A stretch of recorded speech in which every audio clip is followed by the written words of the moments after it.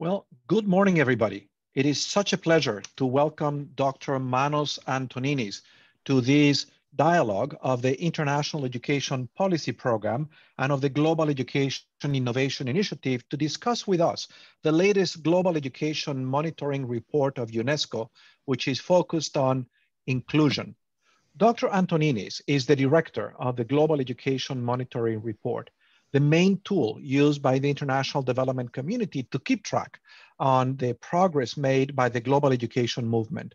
He has been directing this very important instrument since 2017, and before that, he was responsible for the monitoring section of the report. He also coordinating the estimates on financing gaps for the targets of the 2030 education targets, as well as the projections on the achievement of universal primary and secondary education completion and the World Inequality Database on Education.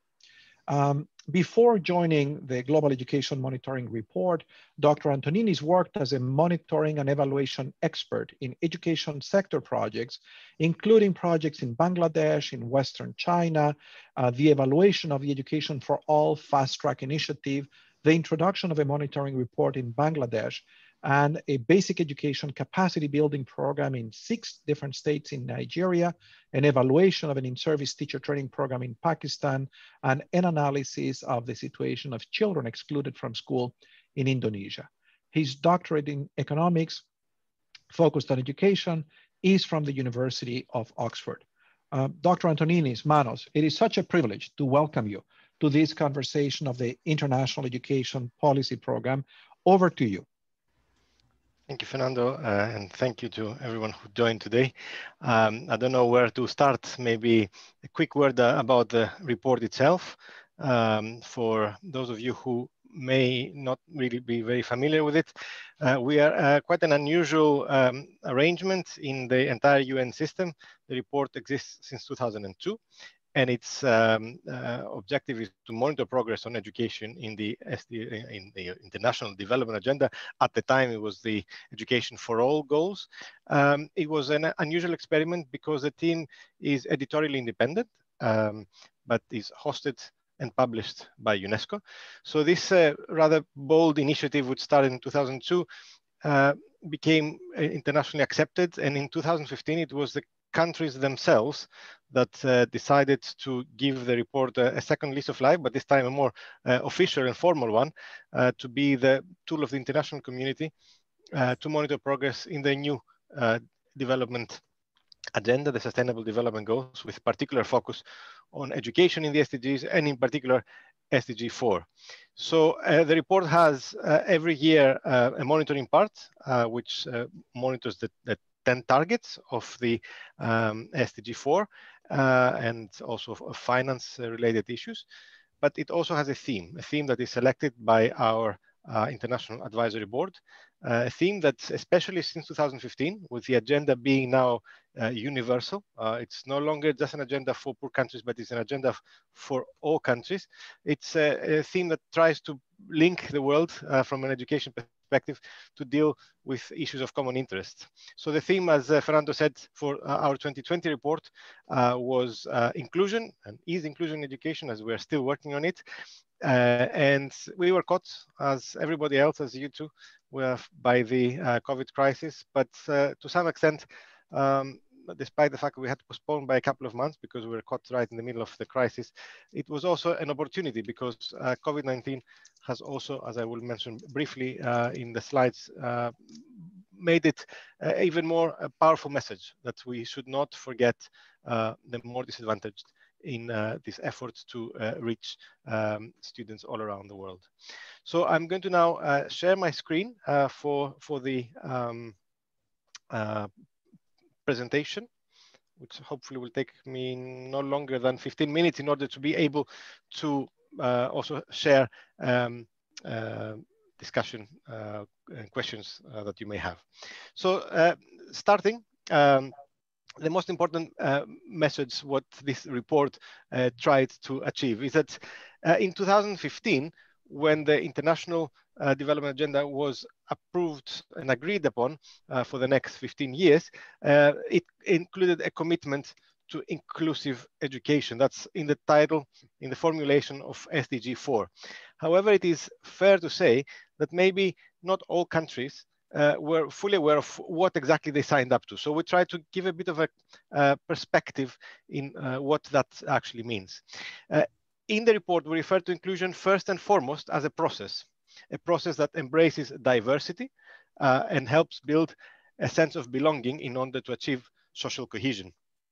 And it needs to be based on actions that themselves are rooted in the belief that every person has potential and value.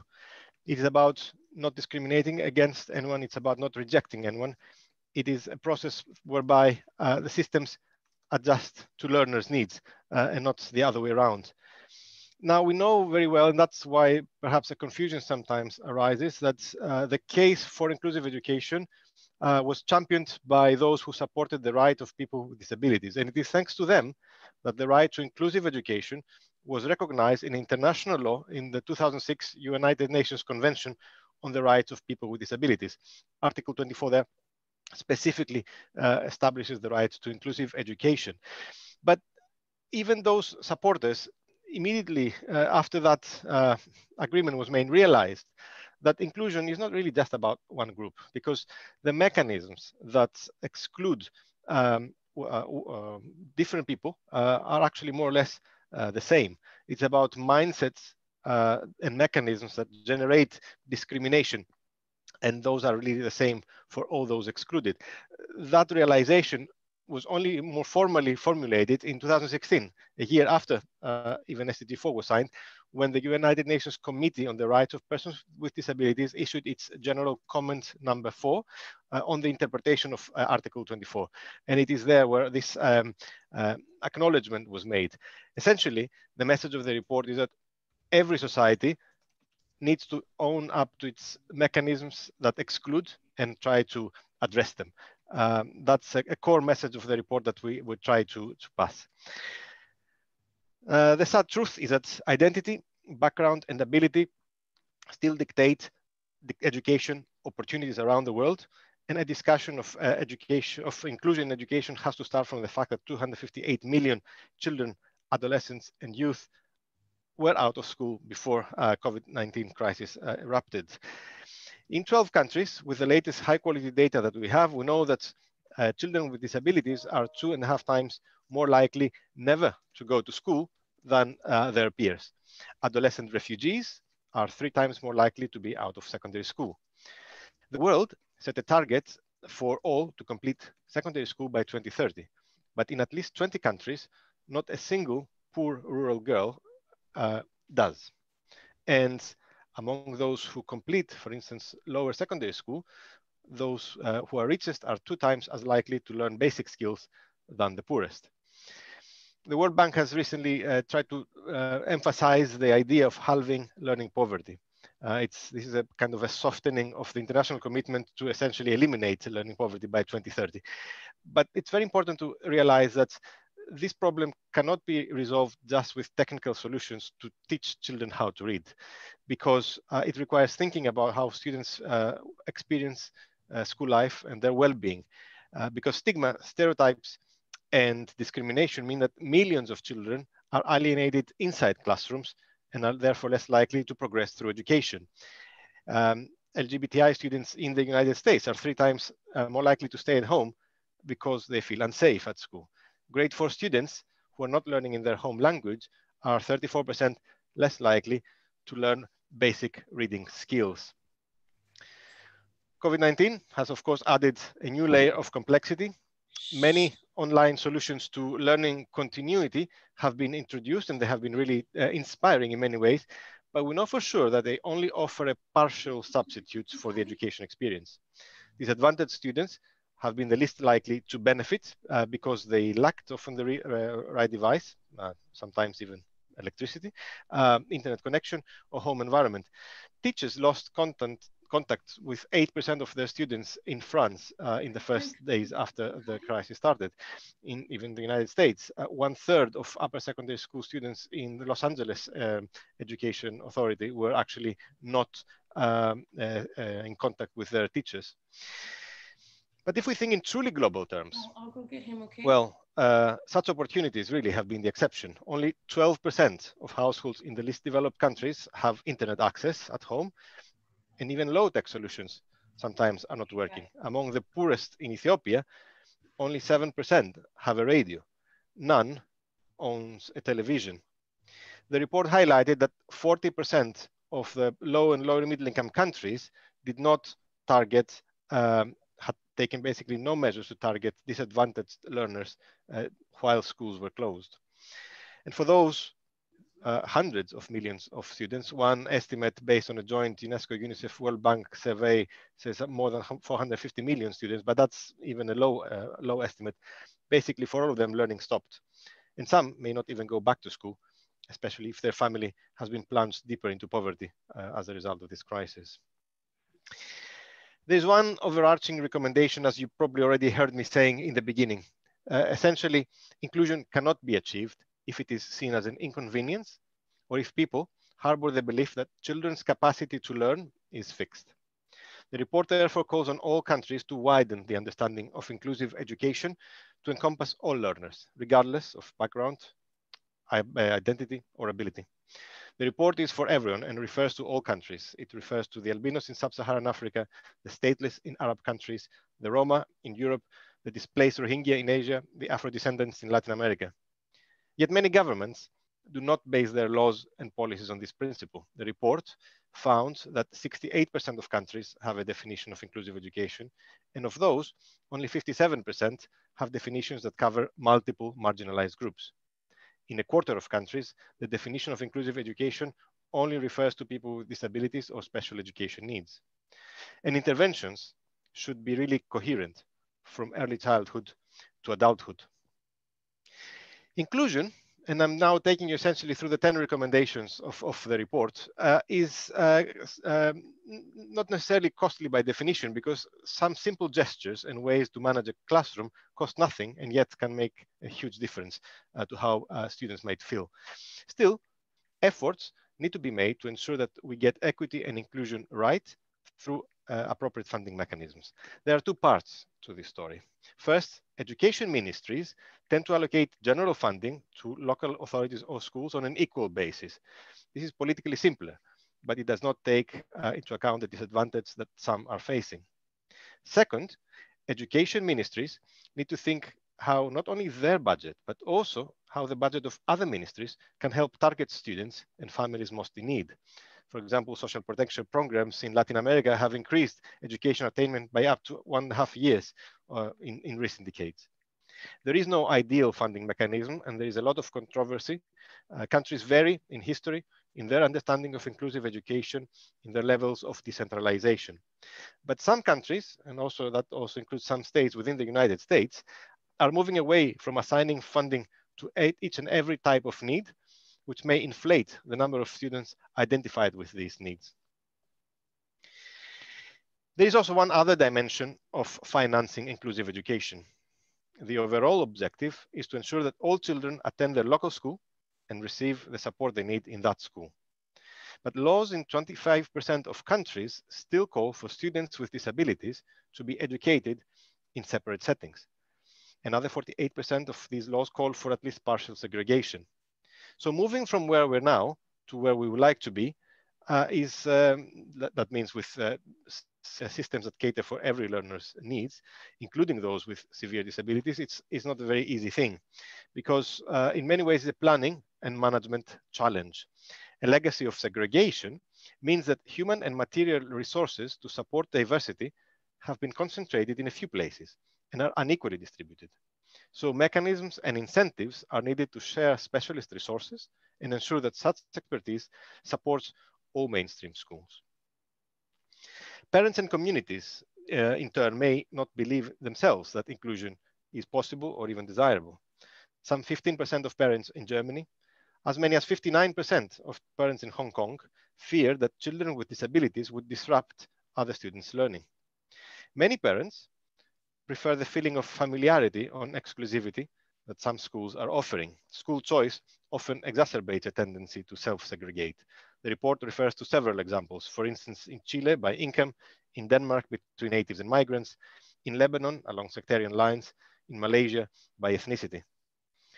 Parents of vulnerable children, in turn, may also have their own genuine fears that their children are not served well in mainstream schools. A study in Queensland, in Australia, showed that 37% of students with intellectual disabilities in special schools had previously been in mainstream schools, where they felt that the conditions were not sufficiently supportive. Parents and communities, therefore, should be able to voice their concerns and be invited to join the design of policies on inclusion in education. Partnership, and that brings me to the next slide, is a keyword for government efforts to achieve inclusion. First, education ministries must work with other ministries to share data on disadvantaged children to integrate services using common standards. In Colombia, registries identify the extremely poor, the internally displaced, and the indigenous populations in a common database to develop a living standards index that can help them target social programs. But worldwide, norms and bureaucratic working cultures prevent the coordination in service delivery. In Jordan, the two main government bodies responsible for people with disabilities had different ways of accrediting special schools, undermining efforts to promote inclusion. A new 10-year strategy has just been issued in order to address this issue. Secondly, education ministries need to ensure that when local governments have a mandate to provide services for inclusion, they're fully funded and the capacities of local officials are adequately developed. A range of non-government organizations are playing a key role in making this transition and making the case for inclusion in education in all societies. They play a twin role. First, many NGOs are advocates and watchdogs defending the right to education, inclusion, especially in education. They monitor progress on government commitments, often providing valuable information to regional and international bodies. They defend against the violation of such rights. They campaign for inclusive policies.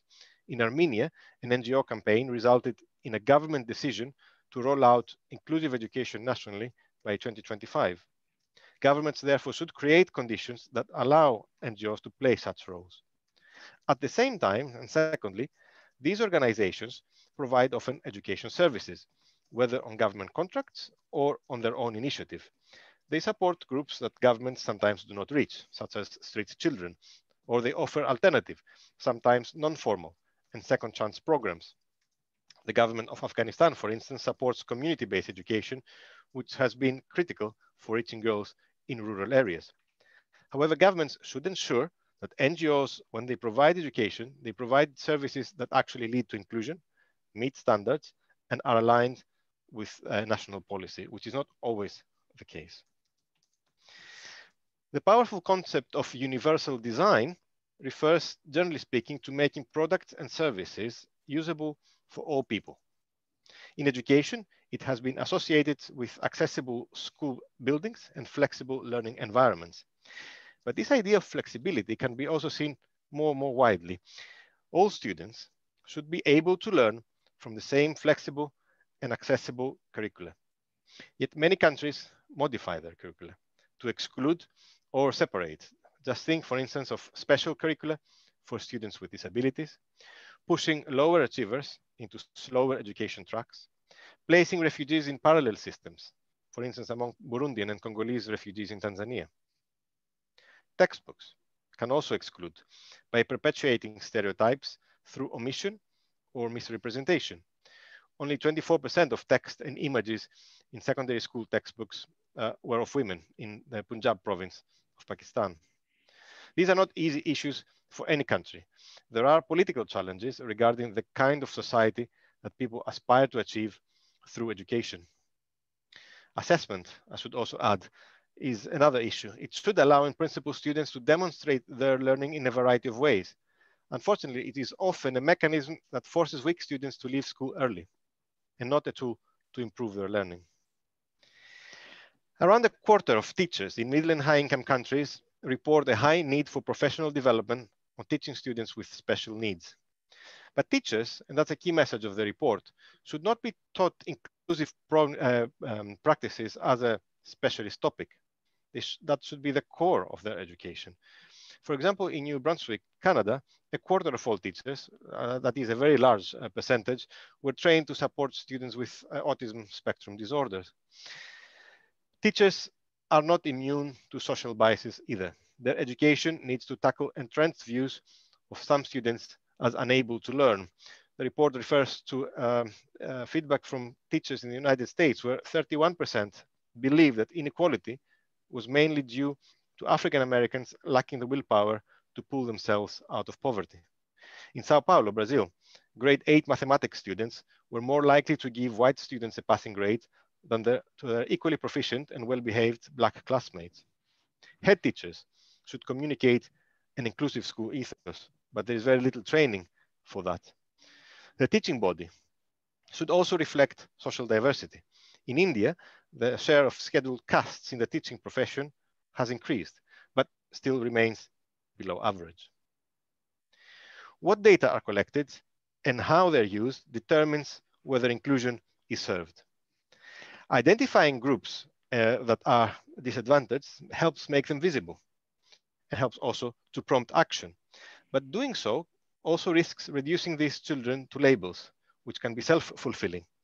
Portugal is one of the few countries that has a non-categorical approach to determine special needs.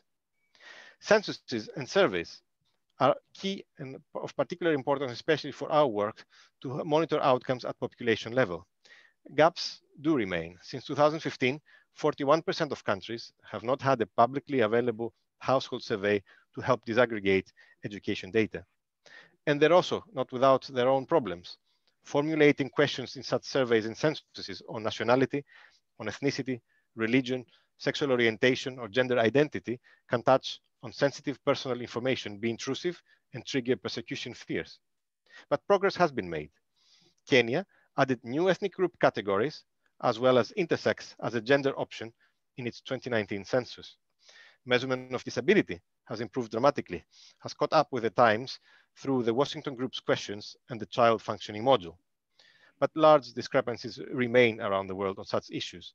Some countries do not even capture basic data. For instance, in Cameroon and in Nigeria, there were no enrollment data on children with visual impairments. Other countries even monitor student experiences. New Zealand monitors whether students feel cared for and if they maintain positive relationships.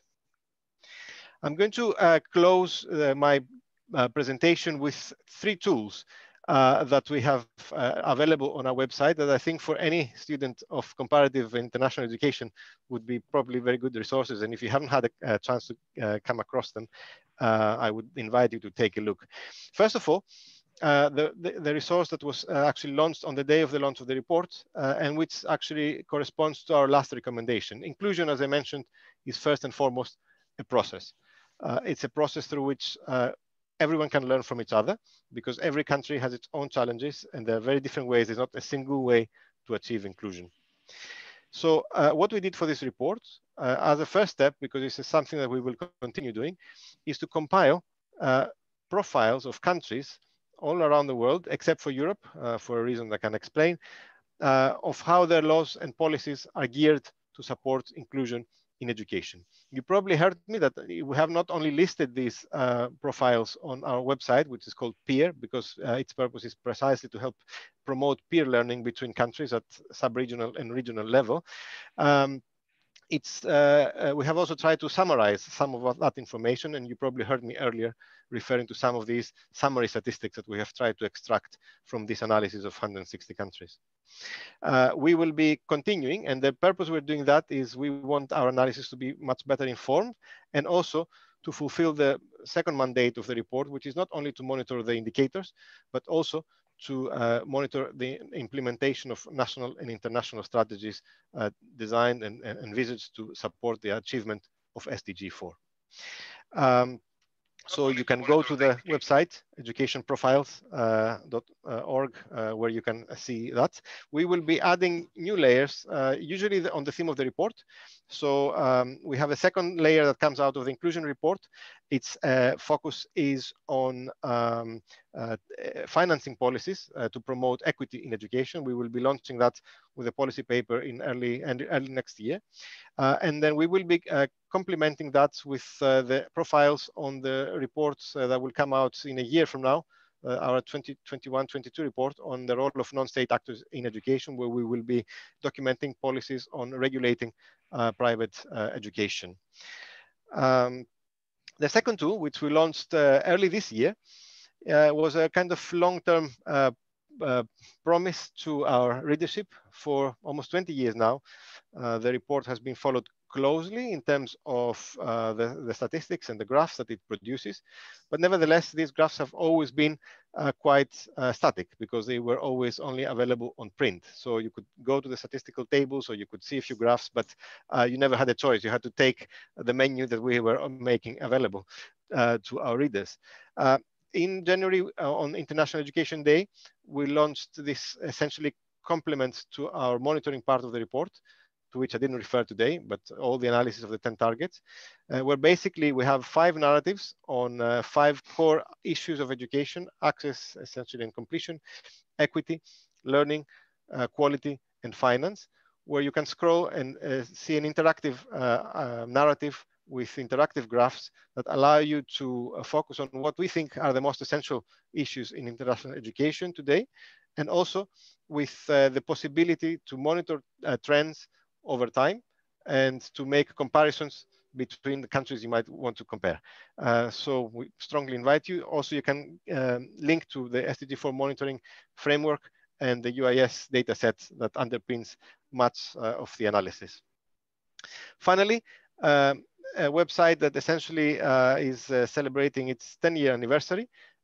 It's the World Inequality Database on Education. It started with the report in 2010, which was essentially the other side of our inclusion report 10 years earlier.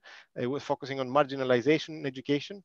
What we did at the time was to tap on the vast amount of information that was coming through household surveys on education, which had not been really used so much, and demonstrate the vast disparities that exist within and between countries on a series of indicators. The website actually exists since 2012, and it provides comparisons for about 15 different education indicators for more than 160 countries.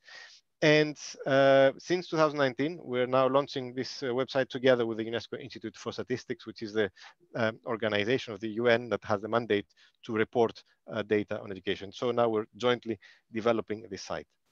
So that brings me to an end.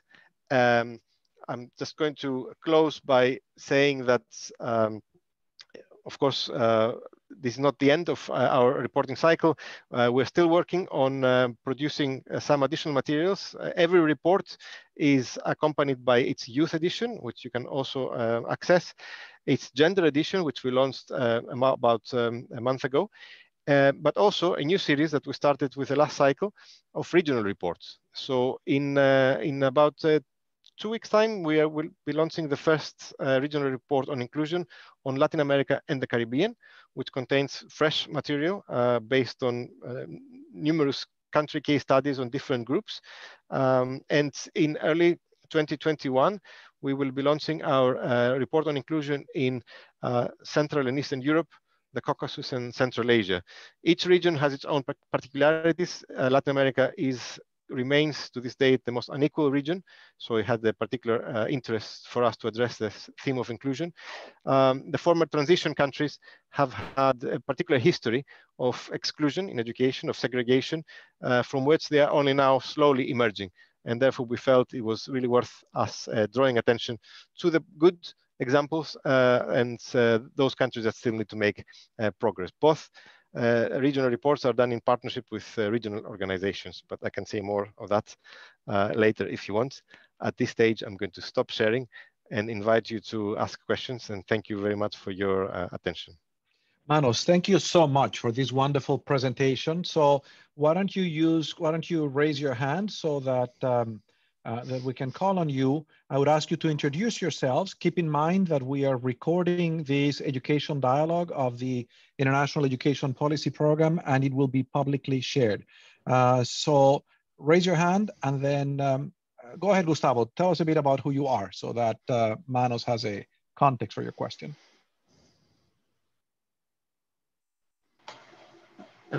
First, thank you so much for this invitation, Professor Reimers and Manos. Let me just say how wonderful all of this work is. It's pretty impressive. And I think I'll fall short on words to explain how valuable it is. I'm working in Mexico, and as you well described, we're working in the world's most unequal region. And Mexico is perhaps one of the most exemplary countries in terms of what that inequality actually does to both to its education system and its society. And I think that this great disruption of the COVID-19 pandemic needs to somehow inspire leaders to engage in a conversation that I'm curious to see from your perspective and experience. Are there any other countries having, which is there a way that we need to address the current distance between what our countries are currently being able to deliver in terms of progress towards Sustainable Development Goal number 4? Are we just perhaps needing that conversation to assess if perhaps that's just too far away from us? Or are there any interesting conversations already going on about countries that are asking, how do we leapfrog the trajectory that we still need to go through in order to achieve sustainable development goals by the year 2030? And thank you so much again. Fernando, how would you like me to respond? Would you like me to take one question at a time? Your choice, Manos. If you, I think we're a small enough group that we can do that, or you can take several questions. Your preference. No problem. I could respond first foremost by saying that I think the message that we had about the COVID-19. Well, let me go a step back. In 2019, the international community has a particular architecture of monitoring, reviewing, and following up on progress towards the international education goals. And this has now been disrupted a little bit with COVID, but every year a number of goals are being reviewed. And 2019 was the first time the education goal had its turn. So we published a couple of reports for that. One was on the quantitative side, was jointly with UNESCO Institute for Statistics, and it was called Meeting Commitments. And essentially we conveyed to the international community that essentially no target was on track of being achieved. So we're definitely off track. And there's no doubt that the current crisis will set us back. By how much, we don't know. The uncertainty is just too much. But in terms of policies, because we had a companion policy called Beyond Commitments, countries commit, and we're now we're in a very interesting process, trying to fulfill one particular commitment that countries made in 2015, which was to set benchmarks. Okay, maybe some of the targets were political, they were very too ambitious, but surely countries and governments can be pinned down to fulfilling at least some progress beyond what they have been doing before. Otherwise, we're not particularly serious. So this benchmarking commitment had not been fulfilled. So we're now working in order to get countries through regional processes to achieve some level of agreement of what would be realistic to see in countries' progress in order to be saying that they're doing a decent job. So that's the quantitative side, but there's also the qualitative side. And that's where usually most governments are consumed with, trying to get policies that are improving. I think in this current crisis, we try to take the position that distance learning is, of course, potentially the future of education in so many ways. It was the past. Of course, it was the golden era when many millions of children, in Mexico is a particular case with its television program on secondary education, which remains massive and still considered to be a model in so many ways. But the leap forward, which is inevitable, it's coming in many ways. Everyone should be online and everyone should also have chances to be educated. We're not there yet. So through our investment of efforts to ensure that everyone gets online to deal with this crisis, it is very easy to forget, as I said, not 1 or 2 or 3 children, but hundreds of millions who actually cannot be reached otherwise under the current circumstances. So this is where we draw attention in our communications. And that's where I think we should continue doing so, because it seems that the crisis is lasting longer than we expected. And if that is the case, there are all sorts of projections that suggest the impact will be long lasting. Maria Jose? Thank you, Professor. And thank you, Mano, so much for this great presentation. I've always followed the launch of the GM report closely. And I'm always admired by the great work that you do. I'm originally from Guatemala, and I am part of the International Education Policy Program. And I'm focusing most of my research and my assignments on my home country.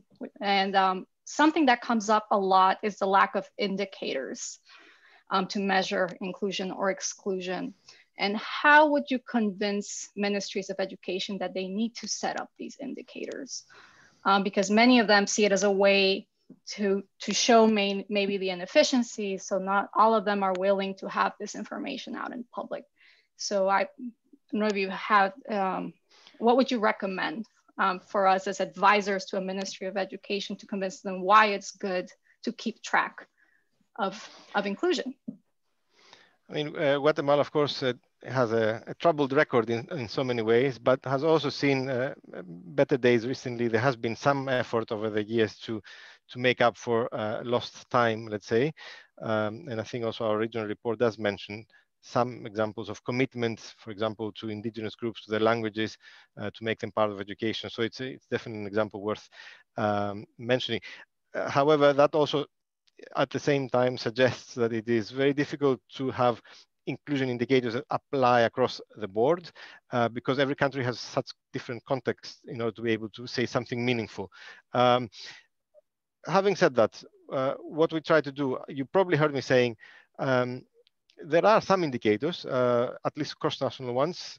We try to do that through our peer analysis, definitions of inclusive education, how committed they are to the broad concept of inclusion, the laws, depending on which ministry is leading, what is the content, are they still legislating for segregation or not, policies likewise. There are ways and they can help actually lead a debate, a cross-national debate on these issues. So that's what we try to do. Of course, not something you can do every year. I think it's to some extent more of an academic research exercise. We establish a baseline. Now, I think you have quite a rich baseline to tap on. And maybe in a few years' time, we can monitor some of those targets and say again, okay, how have we been doing? At least as a basis on which to build. On the finance side, we have done the same with our second layer of profiles. We've done quite a sophisticated work trying to look at 4 types of policies. How does a country overall financial system works? Is it when you shift resources from the center to the regions? Is it taking any regional differences into account? Secondly, education policies, do they target schools that are disadvantaged with a differentiated level of resources, or do they give everything the same to everyone? Any policies, education funding policies that target students, do they also take differences into account? And finally, social policies. So all that together, we can summarize, and we have now developed a profile of whether a country is doing a large effort, a medium or a low effort to target resources equitably. So there are ways. It's not easy. And of course, your question may, if it's country specific, it's a different set of circumstances. You probably heard me saying there are issues that countries can do. They can improve the way they record disability in a kind of discrete way that is not labeling students. So there is something there to be done. The same is true for ethnicity. It's also quite a complicated question. But countries could move maybe at a school level, not necessarily nationally, on issues of how students feel, their sense of belonging. PISA actually has helped with some questions that I think to some extent is quite revealing in the cross-national differences on how students self-report their sense of belonging is interesting. So there is leeway. I think if there is commitment and belief in the concept of inclusion, policymakers can find ways that will confirm whether they're on the right track or not. Thank you. Patricia. Yes, thanks, Professor Reimers. Thanks, Manos. This was super interesting. I'm also from Mexico. And I think, but my question is similar, but I think one I would like to go to receive your thoughts about how deep in we can go with the local governments. I think that the Global Education Monitoring Report is always giving this broad overview, which is absolutely amazing, of how the countries are managing the problems. But the challenge there is that the local governments are really not receiving the information, and they are sometimes more able to design policies, programs to maybe move faster towards maybe the achievement of any goal. So I would like to maybe know some thoughts about you, or your even best practices. I think that Professor Reimers has raised a lot these best practices from local governments. And there's a lot of room for space for that. And any thoughts, recommendations about which best practices have you ever seen will be great, so we can just take them, try to take them in mind. And the other thing is about the teachers' awareness. I think that we all were commenting on the chat.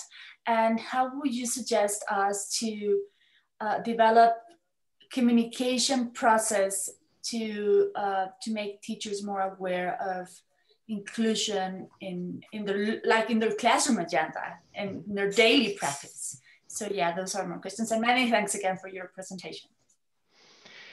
So difficult questions, both of them. Local government is an issue. I think you also heard me mentioning it in my presentation briefly, touching upon. I think often it is the not so good case studies that attract our attention.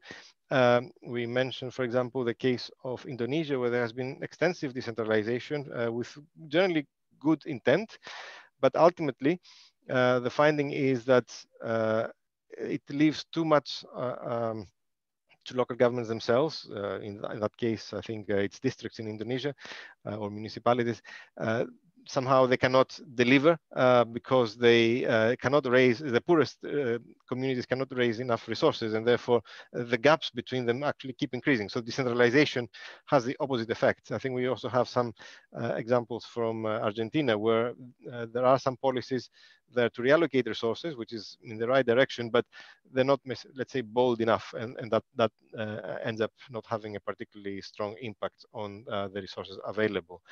There is also the issue of communication. Sometimes good policies are issued, but maybe they're not sufficiently well shared with local governments, creating space of lack of clarity or uncertainty. We have some examples from Colombia where there has been a really massive response to help Venezuelan migrants and refugees be absorbed into the education system, but the different policies that were set up to help local governments absorb them were not communicating well, and therefore different local governments were following different responses. Similar and quite a sensitive example in the Dominican Republic, the way that the overall approach to the fulfilling the right to education of children of Haitian origin has been also complicated. From time to time, government, either out of their own will or because of pressure from the international community, have been trying to help the integration of Haitian migrants, but how that has been communicated is not always clear. So schools feel somehow left to their own devices to decide, and that in itself is not the best approach to ensure that every child gets the opportunity they deserve. Of course, there has been a lot of progress there too, with increasing recognition with birth certificates, etc., to help them through the system. But it's a slow process, and local governments need not just resources, also need clear and direct communication that the central government is behind them in any change of policy they might introduce. Jonathan. Hi, thank you for those wonderful insights. I had a question regarding how inclusivity is often a reflection of the attitudes of those higher up in the system when it comes to hiring practices or inclusion in hiring practices. And you shared insights on how there's been an increasing number of lower caste teachers hired into the system in India. And in some cases, we do see that change, while in other cases we don't. For instance, I run a not-for-profit in India with a focus on early childhood education and school leadership. And in some instances, we've seen where teachers that we've worked with have been employed into the system at an administrative level. That attitude of early childhood education reflects in the system, but sometimes it does not with respect to learning disabilities, etc. So could you share insights if that was something that was explored in the report with regard to inclusivity in hiring trends and the effects that it could have on the system? Yeah, we dedicate a particular section of our chapter on teachers on diversity. We think it is key because a diverse teaching force is the best proof of the commitment of the system to inclusion.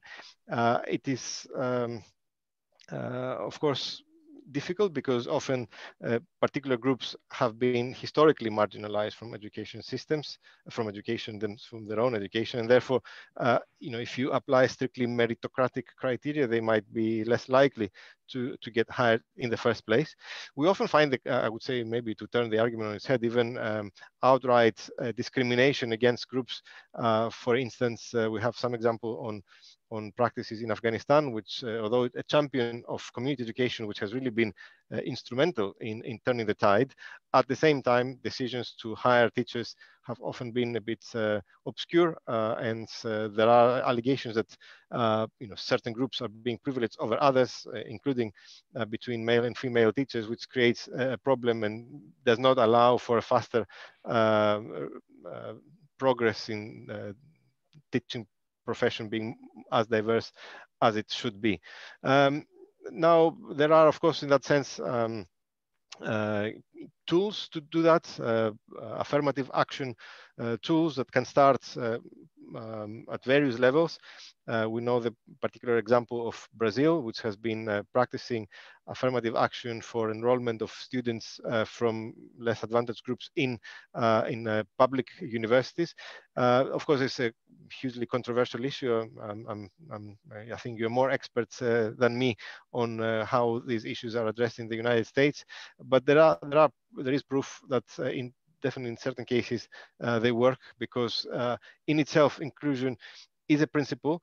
We may not be able to quantify its value always in the short term, but it is a principle and a value that we should be dedicating resources because of our belief in it and its long-term contribution to cohesive societies.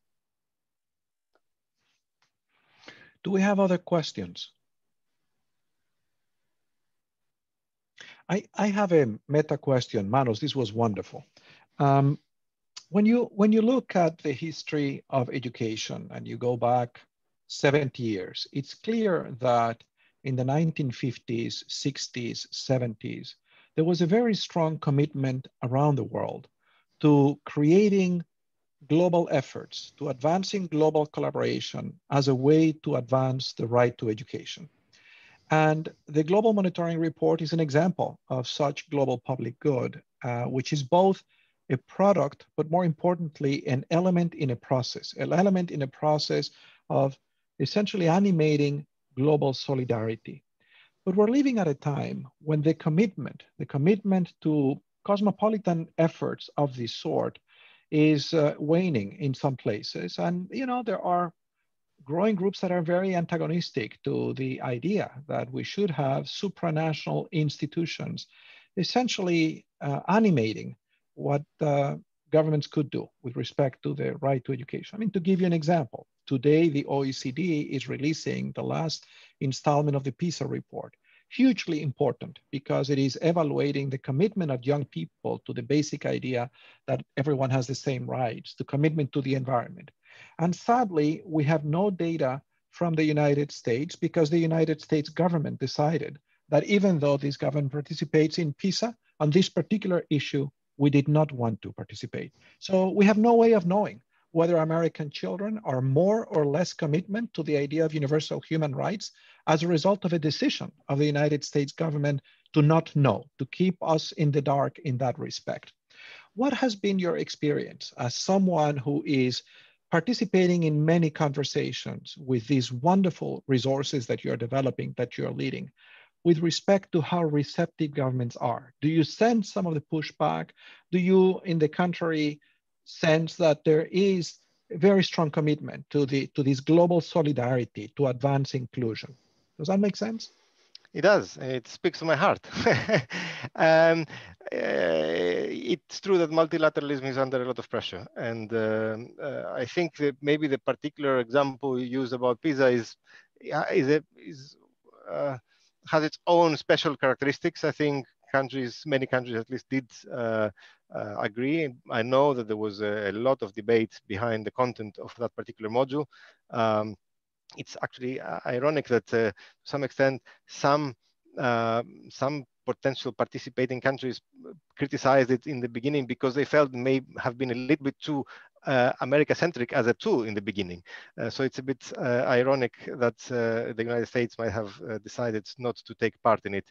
And I'll come to this issue because, of course, the education agenda has target 4.7, which in many ways is let's say the jewel in the crown of a commitment, but at the same time might be a high point that may not be reached again. It's not an easy topic. We had the global education meeting this week in which is, let's say, the highest level gathering. Of course, this time it was now online, between senior policymakers and even heads of state trying to voice their commitment to supporting education in these difficult times. But at the same time, in many parts around the world, a lot of discussion centers around the brutal assassination of a teacher here in Paris, like a few miles away from where we stand. But how do you touch these subjects? Global citizenship issues that the PISA assessment tried to assess are highly controversial. Every country gives its own perspective, and overcoming the problems in this dialogue is very difficult. We don't want to undermine that. Monitoring it is very difficult. We try to make a contribution to this debate. We felt, for instance, that it was a type of debate that perhaps should be left to the experts in this particular case and not to countries, because countries would tend to downplay the problems that they're facing in making their systems more open to the inclusion of aspects related to sustainable development and global citizenship. This has not been the case so far because, generally speaking, countries, of course, and that's right, should be those providing, let's say, generally the more information. But the UN system has been actually much more open in the monitoring of the SDG agenda, and maybe a bit more leeway should have been given also on this question, to let experts help prepare a dialogue that would be more constructive. Because in a process like that, which is really key and fundamental to inclusion, a little bit of soul searching is needed. We cannot jump on it. And I can say to you that the report is facing pressures from countries. Remember, I started by explaining that we have a very particular status, status of an independently edited report. We're hosted by UNESCO, but it's not a UNESCO publication in the sense that UNESCO does not authorize or clear its publication. And that, of course, would have been very difficult because it is an intergovernmental organization. So every government could come in and say, this is something we don't accept. We would not like you to put such a description or such a reference or such an example in the report. So you're right, the report was born at a time when multilateralism was supported, and there was a spirit of collaboration that was more open. I think the end of the Cold War had also, let's say, helped in that direction. But now we're facing more difficult times, and I think we need to be aware that it's not as simple as it might have been.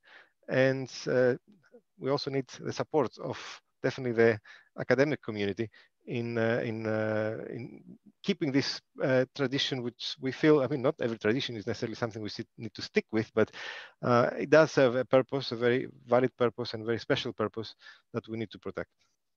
So those difficulties make your leadership all the more important. Thank you so much for the very good work that you're doing, Manos, keeping the world honest with respect to our global commitment to the idea that education is indeed a human right.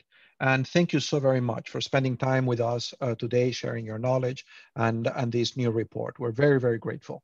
Thank you. Thank you for the invitation. Thanks, everybody. Bye-bye. Bye.